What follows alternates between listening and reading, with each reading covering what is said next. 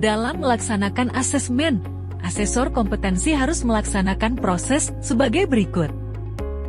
Proses pertama, menetapkan dan memelihara lingkungan asesmen. Poin pertama, interpretasikan rencana asesmen, kemudian konfirmasikan kebijakan dan prosedur sistem asesmen, serta persyaratan organisasi atau hukum atau etika pelaksanaan asesmen dengan orang yang relevan.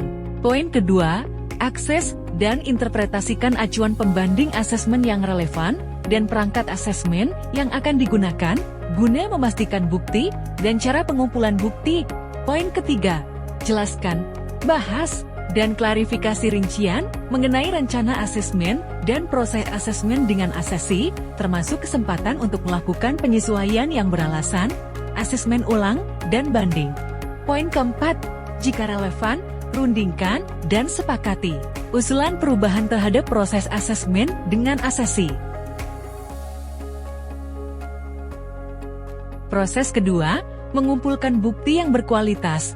Poin pertama, ikuti rencana asesmen sebagai panduan dalam melaksanakan asesmen guna penentuan kompetensi, metode asesmen, dan perangkat asesmen digunakan untuk mengumpulkan, mengorganisasikan, dan mendokumentasikan bukti dalam format yang sesuai. Poin kedua, terapkan prinsip-prinsip asesmen dan aturan-aturan bukti dalam pengumpulan bukti yang berkualitas. Poin ketiga, bahas kebijakan dan prosedur sistem asesmen yang teridentifikasi dan persyaratan organisasi atau hukum atau etika untuk asesmen. Proses ketiga, mendukung asesi. Poin pertama, bimbing asesi dalam pengumpulan bukti guna pencapaian pengakuan kompetensi terkini. Poin kedua, gunakan komunikasi yang sesuai dan keterampilan interpersonal untuk mengembangkan hubungan yang profesional dengan asesi, yakni hubungan yang merefleksikan kepekaan terhadap perbedaan individu dan memungkinkan terjadinya umpan balik dua arah. Poin ketiga, buat keputusan-keputusan mengenai penyesuaian yang beralasan berdasarkan kebutuhan dan karakteristik asesi bersama asesi.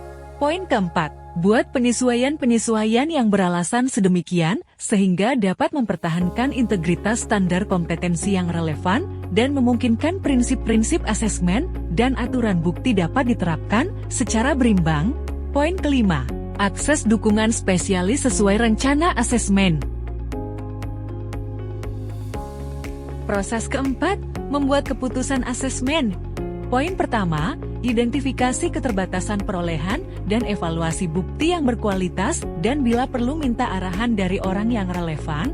Poin kedua, periksa dan evaluasi bukti yang telah terkumpul untuk memastikan bahwa bukti tersebut dapat merefleksikan bukti yang diperlukan dalam memperlihatkan kompetensi, mencakup seluruh bagian komponen standar kompetensi yang dijadikan acuan pembanding asesmen dan dimensi kompetensi terkait lainnya dan memenuhi aturan bukti. Poin ketiga, gunakan pertimbangan berdasarkan prinsip asesmen dan aturan bukti untuk memutuskan pencapaian kompetensi yang telah didemonstrasikan asesi berdasarkan bukti yang dikumpulkan.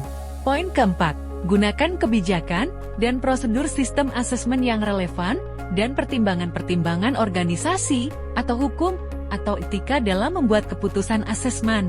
Poin kelima, berikan umpan balik yang jelas dan membangun terkait keputusan asesmen kepada asesi, dan bila perlu kemukakan pula rencana tindak lanjut. Proses kelima, merekam dan melaporkan keputusan asesmen. Poin pertama, segera catat hasil asesmen secara akurat sesuai dengan kebijakan dan prosedur sistem asesmen, serta persyaratan organisasi atau hukum atau etika.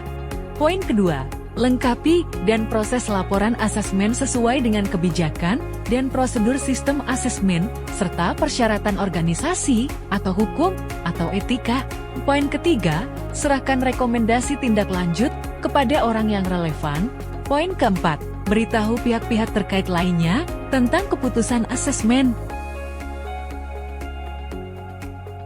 Proses keenam, meninjau proses asesmen.